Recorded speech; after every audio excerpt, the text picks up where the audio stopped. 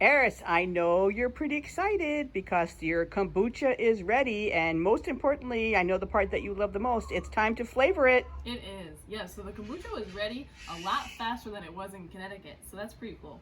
And yeah, so time to flavor it. And because we're in Mexico with all these cool fruits, I thought it'd be a cool time to flavor kombucha with these fruits. So we're gonna be making 4 flavors today. First is mango.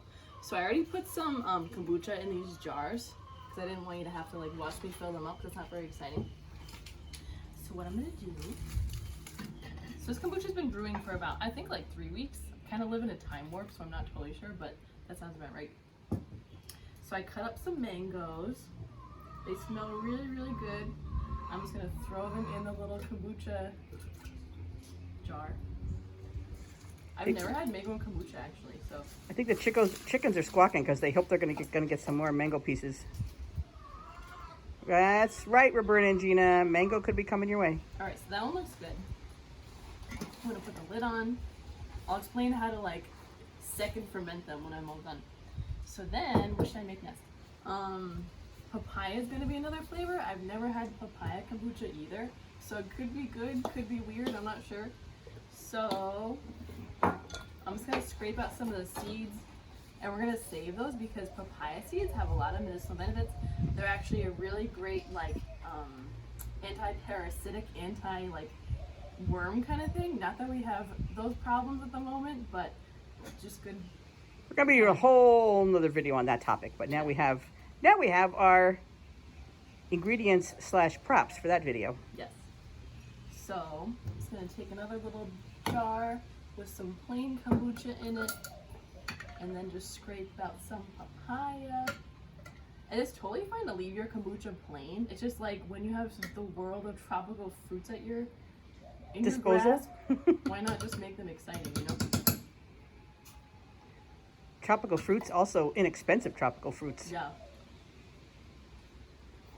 I think seriously though, this is your favorite time. This is your favorite kombucha time to flavor it. Up until now, Eris, what has been your favorite kombucha all-time flavor that you made? Hibiscus and raspberry is really, really good and makes it a nice reddish color.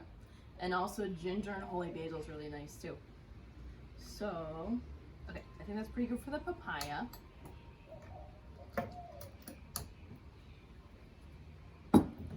Then the next one I'm gonna do is hibiscus and lavender.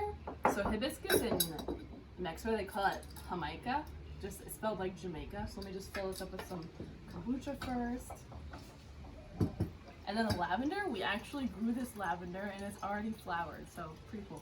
Yeah, it's pretty cool, our lavender. Really nice. I want to talk about that. We do the continuous brew system of kombucha, which is when you use a spigot. But that's a whole kombucha class in itself. But that's a continuous brew system right there. And the cool thing about flavoring your own kombucha is because we talk about in our kombucha class that making your own kombucha is only 6 cents per serving compared to the maybe like $3 or $4 a bottle that it is in the US, and it can be even more expensive here actually. But if you happen to make a flavor that's gross, like you don't really like it, you can just dump it out and then you'll know for the future that you don't want to make it again. Also, yes, it's more expensive to buy it in the store. Also, you're not quite sure what exactly is in there. Yeah. We've often said there's only a couple flavors of kombucha that to us sound unpleasant. We always say banana kombucha, that just doesn't cut it for me. We've also said mint kombucha. I don't know, that doesn't sound too great to me either.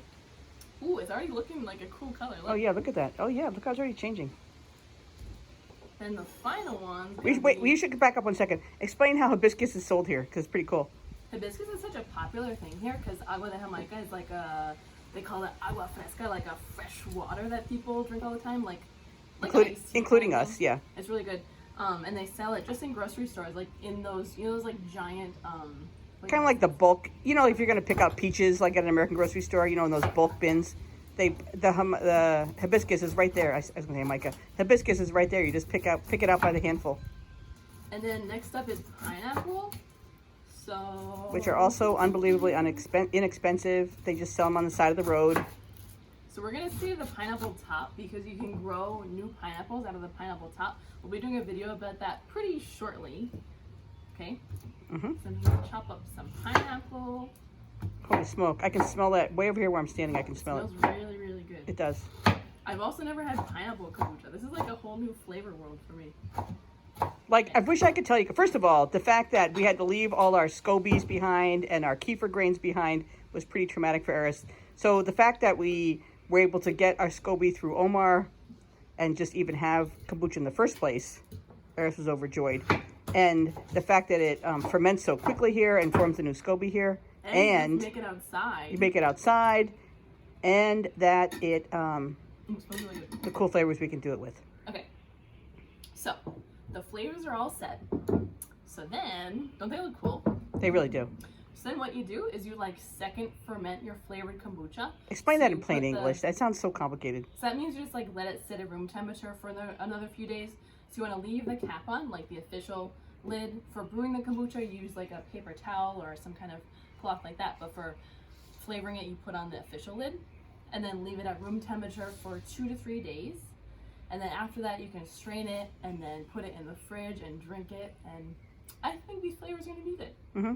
The other thing we should mention is a lot of people think that when they make a batch of kombucha, like the continuous brew, they think they have to make all the same flavor. And so that's not the case at all. Obviously, there's 4 right here that took record time. So you're looking forward to, wait, how many days? 2 or 3 days. So, 2 or 3 days? Yeah, pretty soon. We'll be doing some tasting of kombucha. So as always, stay grounded. Bye-bye.